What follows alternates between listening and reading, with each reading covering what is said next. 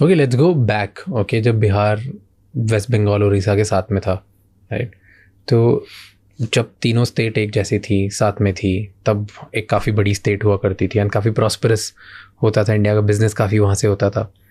अब तीनों अलग अलग हो गई. तो ऐसा क्या हुआ दैट बिहार बहुत, it's still one of the poorest country, one of the poorest states in the country, and West Bengal के साथ वैसा नहीं हुआ. और जो ये नैरेटिव है वो बिहार का ही नैरेटिव स्पेशल बना, वेस्ट बंगाल के लिए नहीं बना, उड़ीसा के लिए नहीं बना. ऐसा क्यों? Or maybe tell me, the good point is, were you born at the time when all three states were together? No. So the state got bifurcated in 1912. That was way back.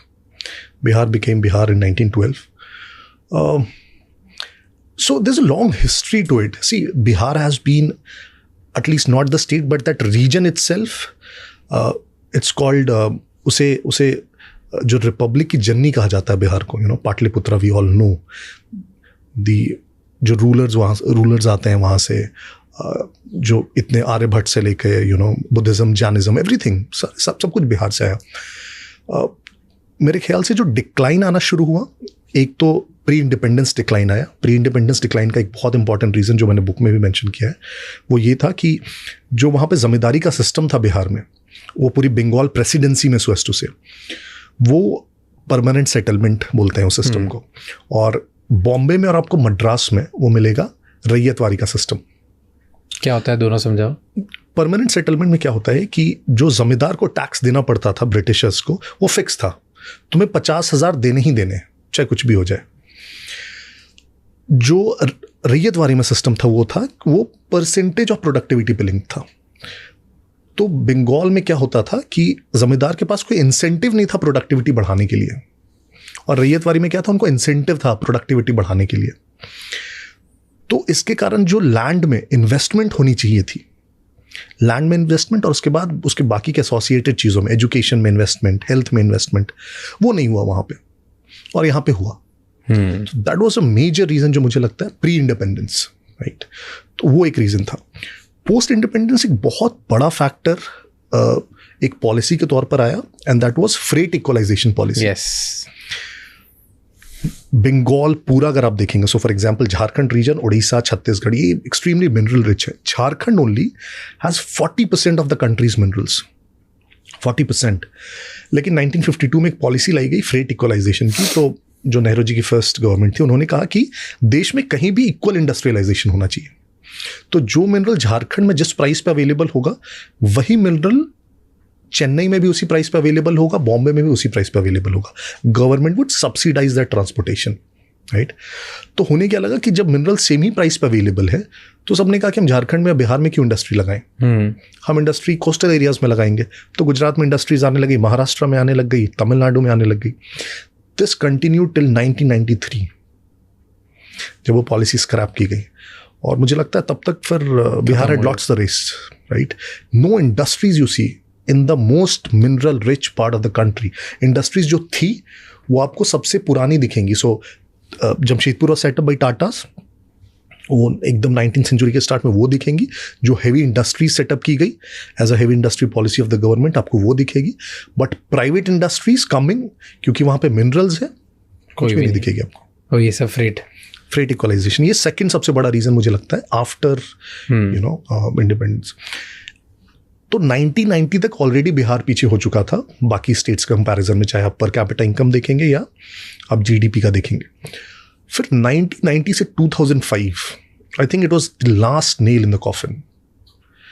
ये 15 साल में Bihar grew at a rate of 1% per annum. जब पूरी India अपनी growth story लिख रही थी, liberalization हुआ था, we were opening up our markets in Atal Bihari Vajpayee's government. Yeah, the growth was so massive. India was growing at और बिहार सिर्फ ऐसा स्टेट था जो 1% पर एनम पे पूरे 15 साल ग्रो करती रही. क्यों? We'll delve into the reasons of that misgovernance, and that's what the whole book is about, in fact. Multiple reasons. So, one, I would say, the entire, what you call a misgovernance, and there's a beautiful paper which says, and terms it as policy of state incapacity. Policy of state incapacity इसलिए बोली जा रही है क्योंकि जो state की basic services deliver करने की कैपेसिटी थी उसे ख़त्म कर दी गई मल्टीपल तरीके से. सो फॉर एग्जांपल आप अगर इस पीरियड को देखेंगे बिहार में मैसिव वैकेंसीज सारे गवर्नमेंट पोजीशंस पे ऑफिसेज में. मेडिकल में आप देखेंगे तो 90% डॉक्टर्स के पोजीशंस वैकेंट, 95% पैरामेडिकल स्टाफ के पोजीशंस वैकेंट. आप स्कूल्स में देखेंगे जो हम स्टूडेंट टीचर रेशियो की बात करते हैं आजकल कि 20 का 30 का 40 का होना चाहिए, 122 स्टूडेंट्स पे एक टीचर, 122:1.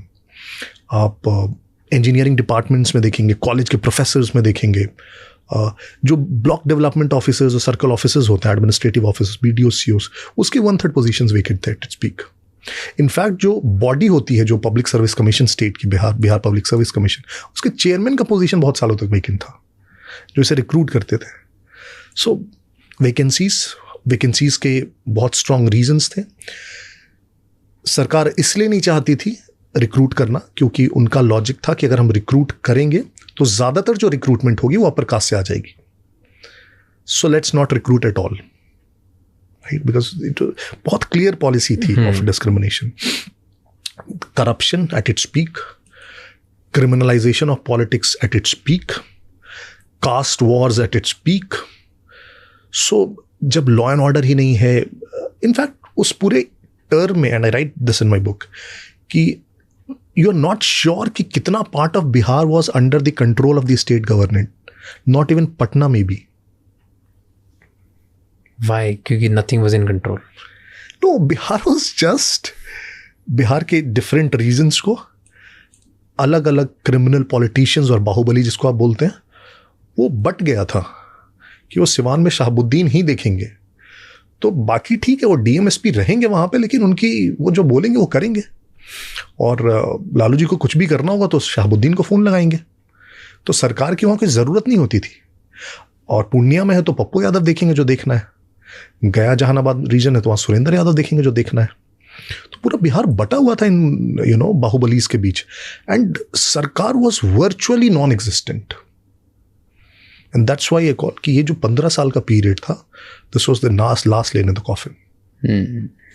ओके, आपने आपकी बुक में ये बोला है, आपकी बुक के अकॉर्डिंग, कि जो ये फेज़ था 2005 तक, इस फेज़ में बिहार कश्मीर से कम नहीं था.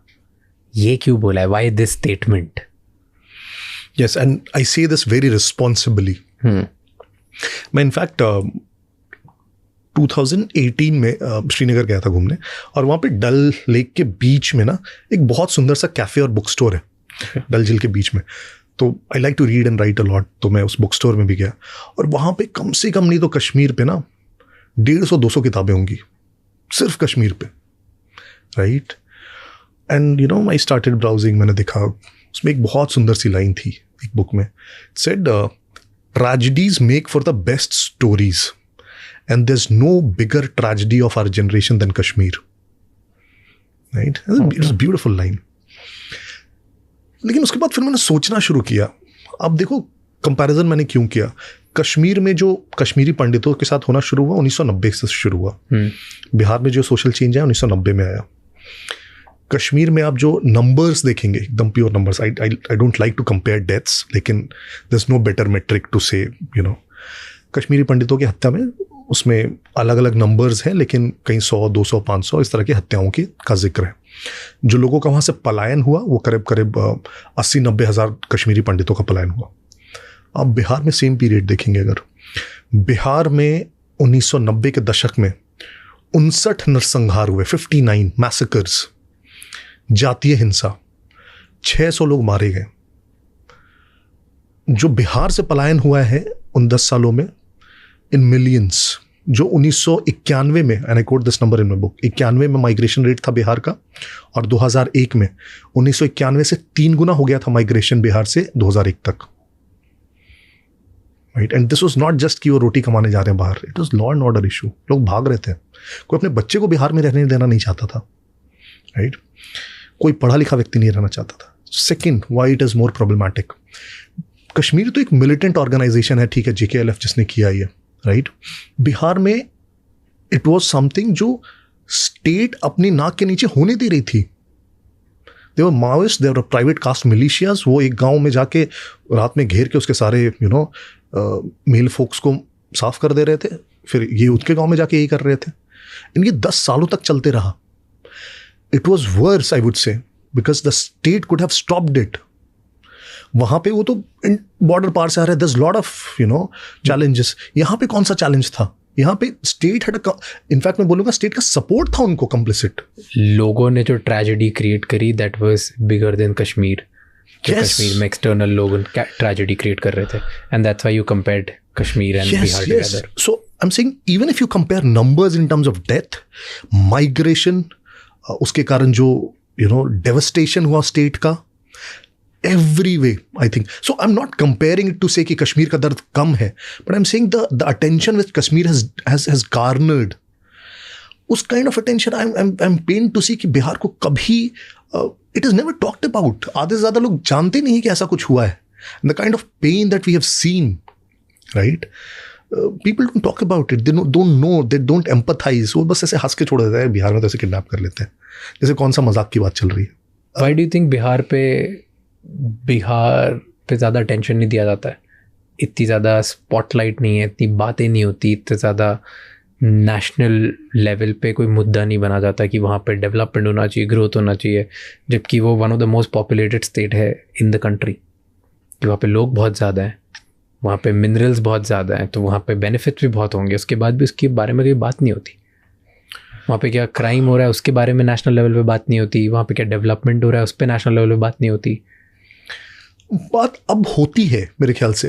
And see what happens is, जो 1990 से 2005 था, और इसमें बहुत इंपॉर्टेंट जो हम लोग पहले बात कर रहे थे कि मीडिया और जो इंटेलिजेंशिया है वो क्या नैरेटिव सेट कर रही है, वो बहुत इंपॉर्टेंट है। तो मेरे ख्याल से एक जो सबसे बड़ा डिससर्विस मीडिया और इंटेलिजेंशिया ने किया है, वो 1990 से 2005 के पीरियड को सोशल रिवॉल्यूशन बता के किया है कि वो तो क्रांति का पीरियड था, सामाजिक क्रांति आ रही थी उस समय। ये कौन सी सामाजिक क्रांति है जिसमें कोई भी बेहतर नहीं हो रहा है? वो सामाजिक क्रांति कैसे हो सकती है? तो वो जो कारण है मेरे ख्याल से, उसके कारण जो शायद पेन है जो निकल के आना चाहिए था, और जिन चीज़ों पे ज़्यादा बात होनी चाहिए थी उस पे बात नहीं हुई। बस ऐसे देखा जाने लगा कि अच्छा सामाजिक क्रांति का पीरियड था तो थोड़ा बहुत तो नुकसान होना ही होना है, तो ये थोड़ा सा उसका कोलैटरल डैमेज है, तो कोलैटरल डैमेज के तौर पे उसको एक्सेप्ट कर लिया गया और लालू जी को मसीहा बता दिया गया सोशल रिवॉल्यूशन का, कि लालू जी तो पिछड़ों के जननायक हैं और इतने बड़े नेता हैं, which is absolutely rubbish. That man has devastated, ruined entire generation of Bihar. अगर ऐसे और भी बहुत इंसाइटफुल शॉर्ट्स और क्लिप्स देखनी है तो इस चैनल को सब्सक्राइब कर लो।